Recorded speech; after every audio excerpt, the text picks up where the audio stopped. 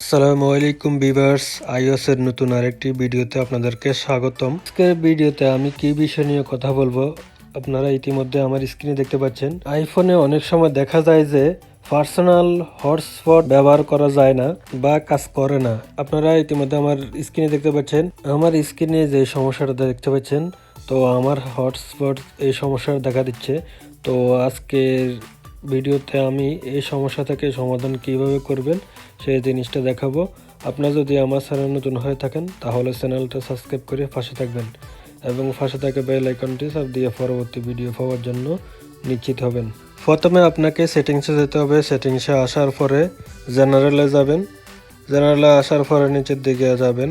নিচের দিকে আসার পরে দেখতে পাচ্ছেন শাটডাউন করে দিবেন। এটা হচ্ছে যে প্রথম সমাধান। তারপর যে কাজটি করতে পারেন, রিসেট করতে পারেন। তার জন্য আপনাকে ট্রান্সফার অর রিসেট আইফোন এই অপশনে যাবেন। এই অপশনে আসার পরে দেখতে পাচ্ছেন রিসেট অপশনে যাবেন। রিসেট অপশনে আসার পরে দেখতে পাচ্ছেন রিসেট নেটওয়ার্ক সেটিং, এই অপশনে ক্লিক করবেন।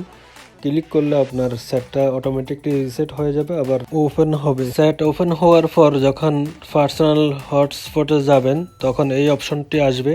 এই অপশনটি আসার পর আপনাকে turn on wifi and Bluetooth এই অপশনটি সিলেক্ট করবেন। তারপর আপনি অ্যালাউ আদার টু জয়েন এই অপশনটি এনাবেল করবেন।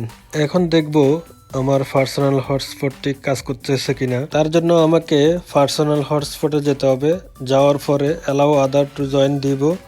দেওয়ার পরে দেখতে পাচ্ছেন আমার একটা ডিভাইস অলরেডি কানেকশন হয়েছে। আপনারা চাইলে অ্যাসিস্টিভ টাচ থেকেও হটস্পট অন করতে পারেন। তার জন্য আপনাকে সেলুলার ডাটা অন এটাকে চাপ দিয়ে ধরতে হবে, তাহলে পার্সোনাল হটস্পট চলে আসবে।